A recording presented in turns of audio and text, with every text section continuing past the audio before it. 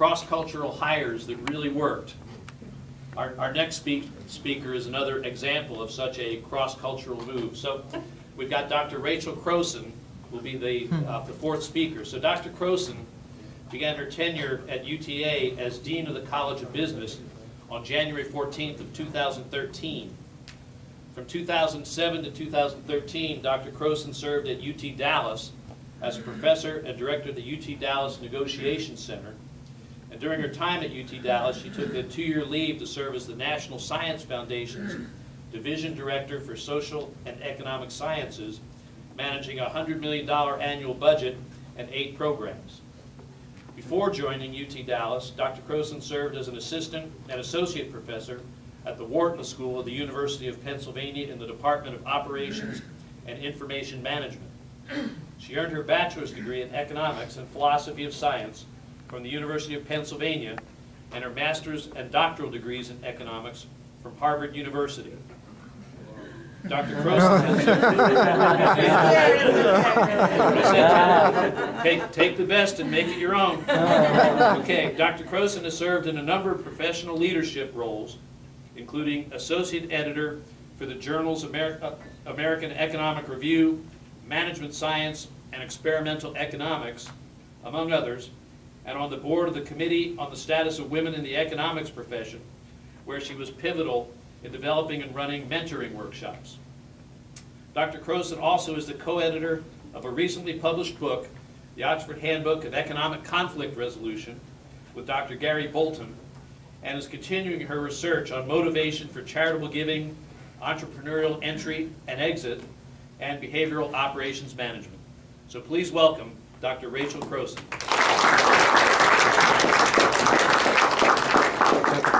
Thank you for being with us. So I'm going to leave the Q&A up because as soon as I'm done, we're going to go to Q&A, I think. And I don't have slides today. I just wanted to get a sense of the audience. So how many of you are College of Business students or business intended? Okay, so maybe a third, half. So I want to talk about 2 different things today. The first is I want to talk a little bit about our vision at UT Arlington's College of Business about the future of business, in particular with respect to its international dimension. And the second thing I want to do is give you a little more backstory about the Jackie Faust gift and talk a little about kind of how that came to be and what, for the College of Business students in the room, you would need to do to think about going and getting. So at the College of Business at UT Arlington, our vision is really about the future of business. We want to think about what the business world is going to look like in 20 or 30 years. And we want our faculty to be doing research about that world so that when it comes, we're there, right? We're there first. And we want our students to be learning about that world so that when they go on the job market, they can say, I have some skills that can help your organization today, but I also know one of the challenges you're going to face down the road, and I have some ideas and some skills that can help you address those challenges that you're going to be meeting later. And we have a whole series of examples, and for those of you who are interested, I have a blog, and there's slides and all kinds of great stuff about all of the different kinds of ways that the future of business is going to be different than today.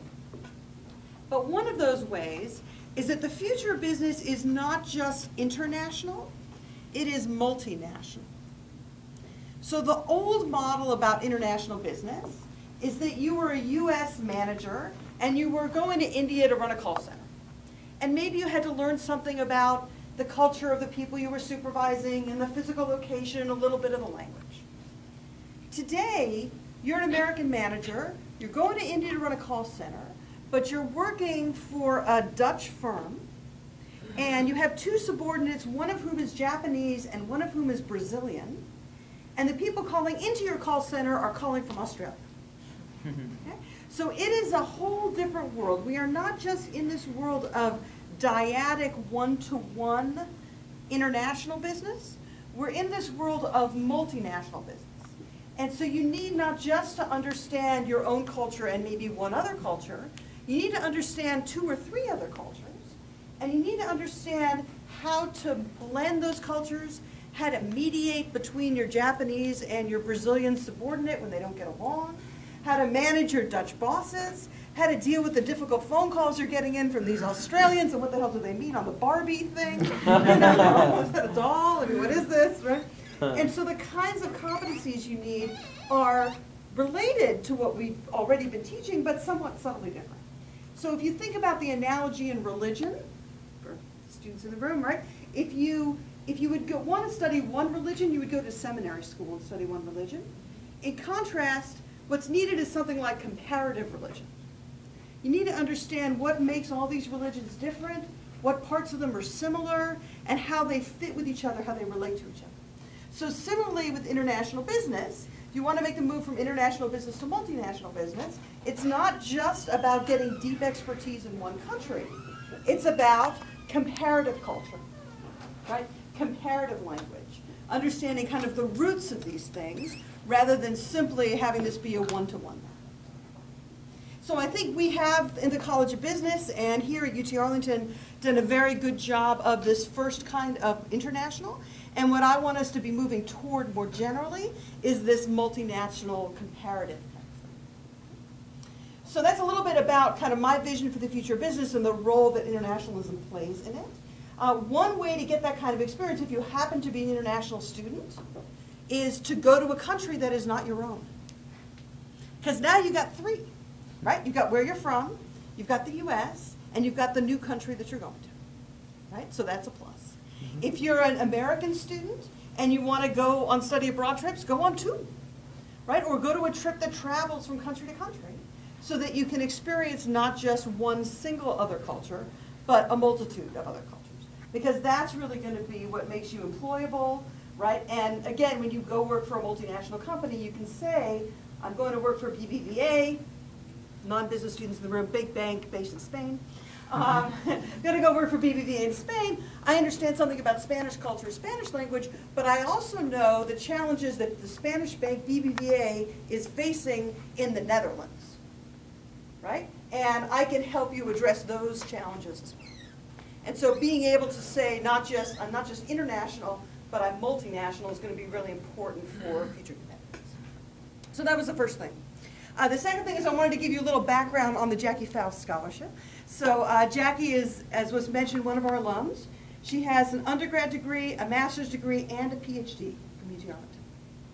Jackie grew up on a goat farm in West Texas.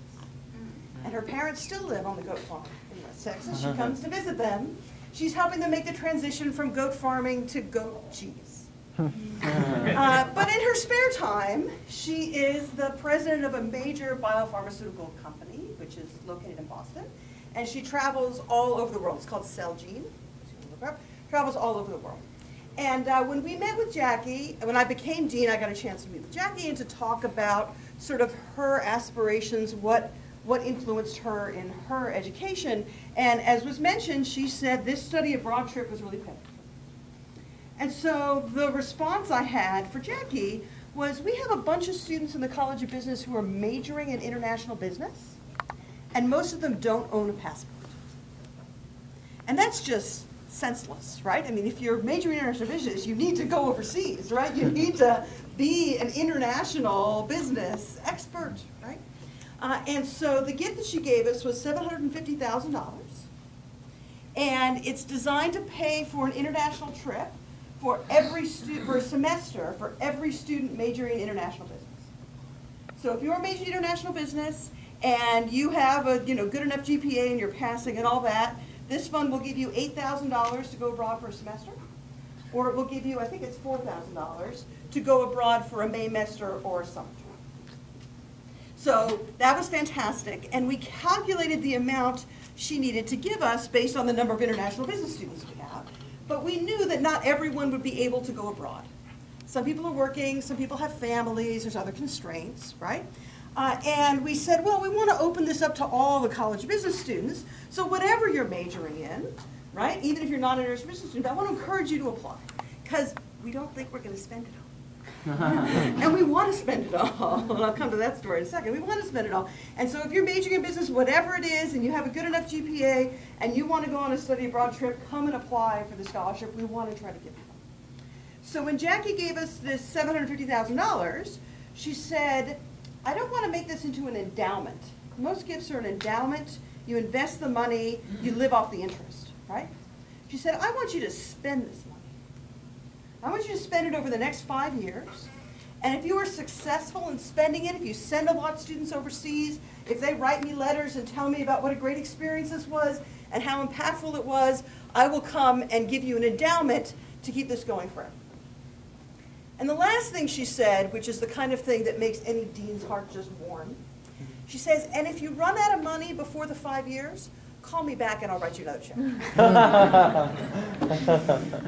And we said, that is a loyal alum. That is fantastic. Wow. So I do want to encourage you, those of you who raise your hand, you're in the College of Business, to apply for this scholarship.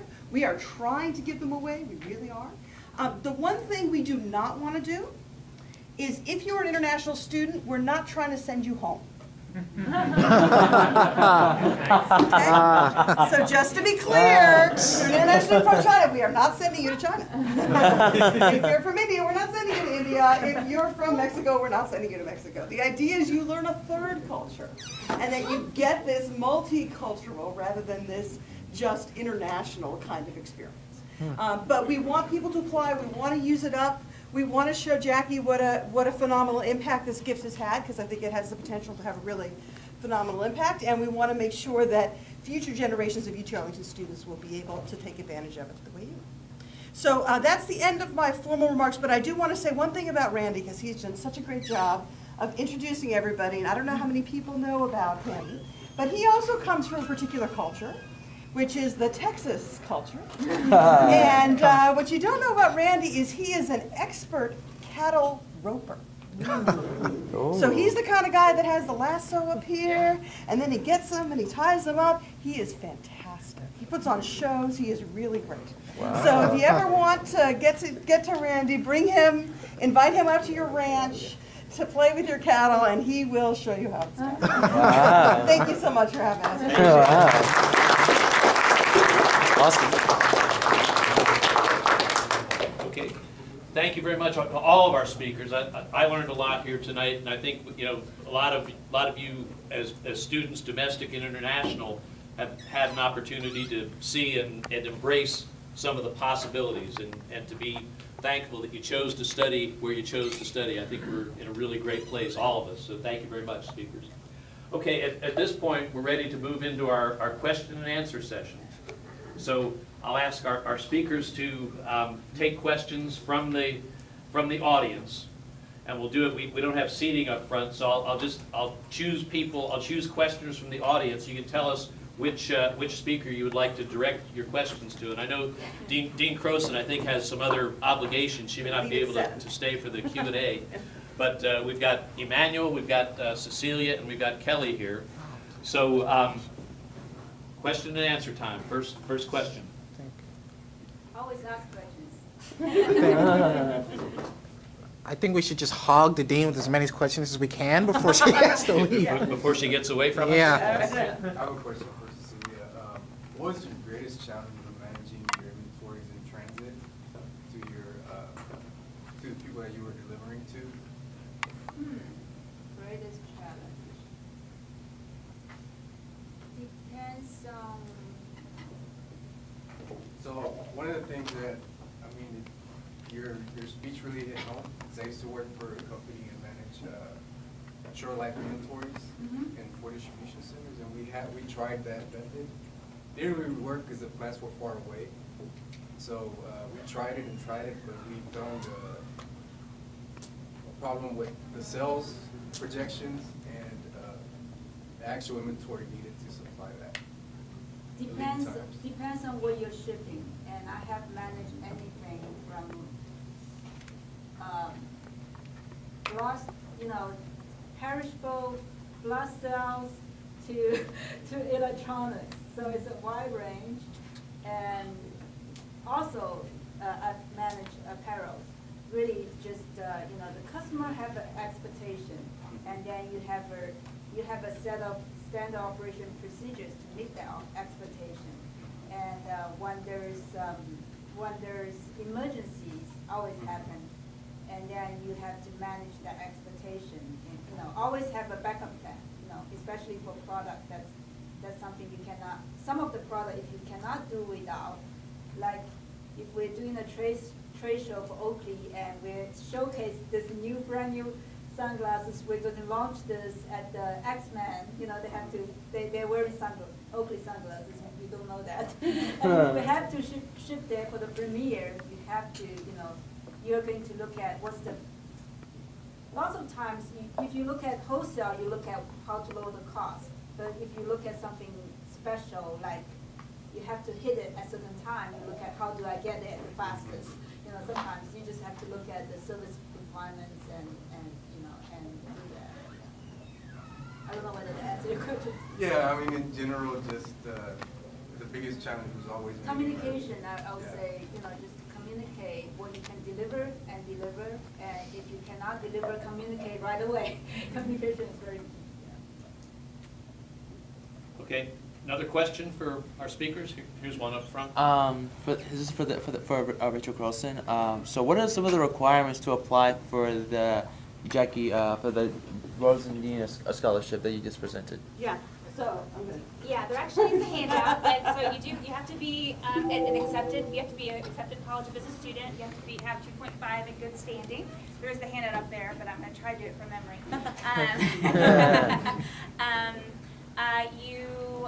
At least half of your coursework has to be applicable towards your degree. So as part of the citywide application process, you get your courses approved. So at least half of them have to be applicable to your degree in some form or fashion, whether it's for your major or your language, if you're IB or whatever. You are also required to have completed all your study abroad application with us, because we want to be sure you're going on an approved program and then everything kosher and everything like that.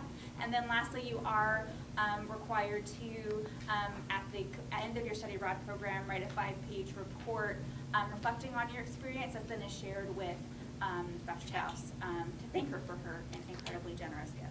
Wow. So, yeah. 5-page for $8,000. Very good. Yeah. And there is a handout, and LaDonna Croft in the undergraduate advising office is the point person for that. So for you and any of the other College of Business students, definitely contact her to get more information, let her know you're interested. She and I are starting to communicate quite a bit, and I know she would love to talk with you about how to be sure that you get this and study abroad. Awesome, thank you. So it's nice to know that we really are in a place that's committed to student success.